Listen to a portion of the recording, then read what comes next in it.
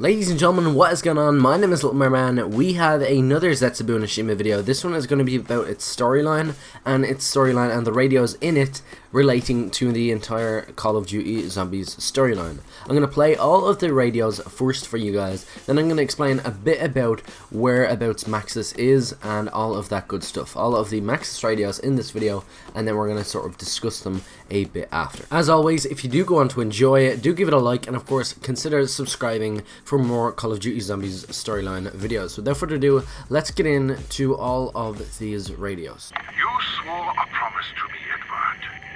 May have been a long time ago, but I am sure you will not have forgotten.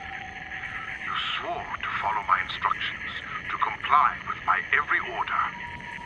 You swore to enact whatever plan I conveyed to you, all in the hope that we could overcome the chaos that we ourselves had created. You have kept your word. However much it pains my heart, I owe it to you to confess.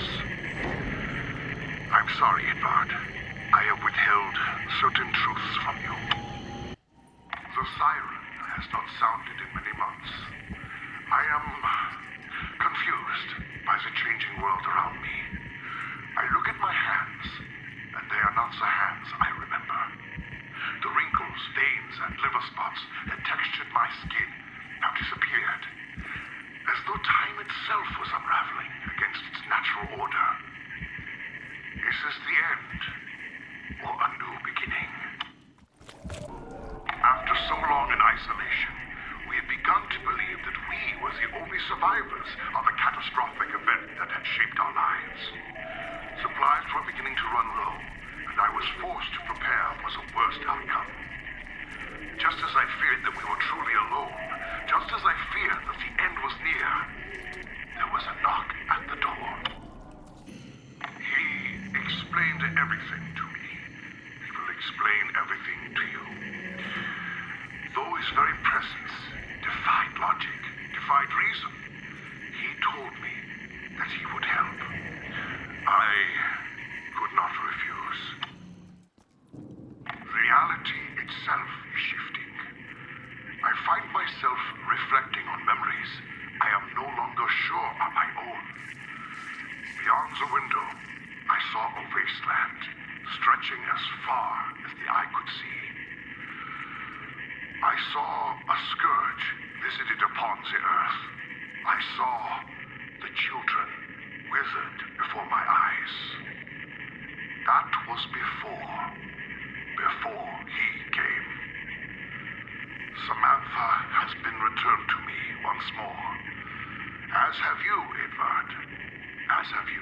So obviously these radios have a massive connection with the Origins cutscene. In the Origins cutscene, we see Samantha and a young boy by the name of Eddie, which we assume is a younger version of Richtofen. At this point we can actually assume that and nearly put it in concrete that that is another version of Edward Richtofen, but obviously younger and probably extracted from another timeline or from the exact timeline, but under the care now of Maxis. And in that cutscene, then Maxis, we never actually see him in a physical form. He calls down the children, tells them to come downstairs to the basement, tells them to lock the windows as well. That is all well and good. Now, how do these radios and that cutscene and all relate to everything in the zombie storyline? Well, assume all of these radios is from a certain Maxis. A Maxis, I'm assuming, is from the Origins cutscene, and the Origins cutscene, I said before, is the timeline we are trying to fix and then live on. So all of our characters here are trying to make that timeline the safest as possible and have it not interfered with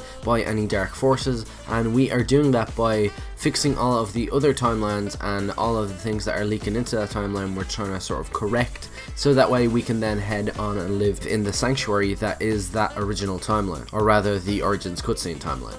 So now that that's all cleared up, what is the crack with all of these radios? These radios are from the Maxis on that timeline that we're trying to work towards and actually fix, and every time we sort of do something and change something on all of the other timelines, it has a knock-on effect on Maxis' timeline. So that's why he's like, well, 1 minute the kids are gone, and then when you sort of fix it, then the kids are back, they are returned to me, and then we change something else, and then all of his skin and stuff start changing. He sort of looks a bit younger, less stressed, he's less grey, he has less wrinkles.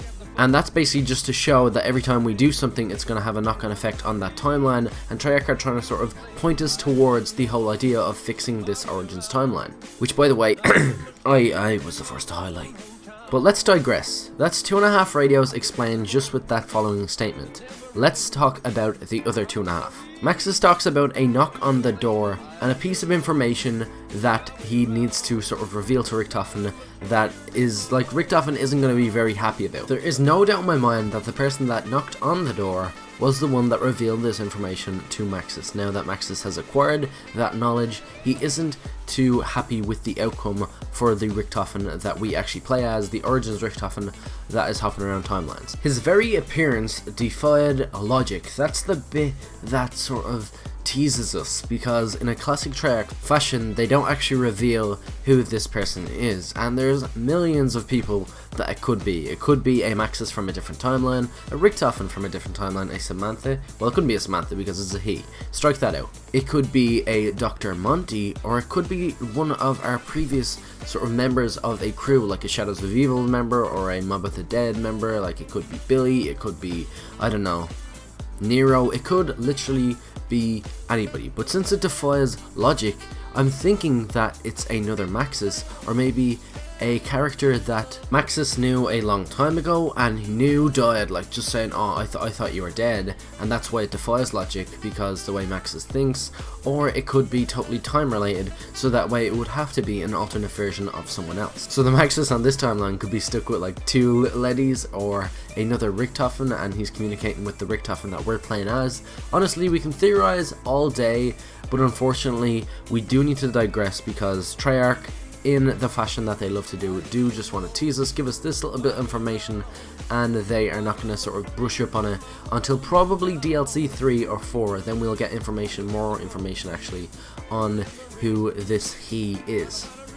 Anyway, I am going to leave it here. Without further ado, I just thought I'd make a really quick video on where sort of the Maxis from the radios is, and why it seems like they're overlapping and sort of contradicting each other. Obviously, the same goes with the radios from the Giant. These are all from the Maxis on the timeline that we are continuously changing. Without further ado, I am going to leave it here, and I hope you all did enjoy. Once again, peace out, thanks for watching, and I will see you all in another video very, very soon.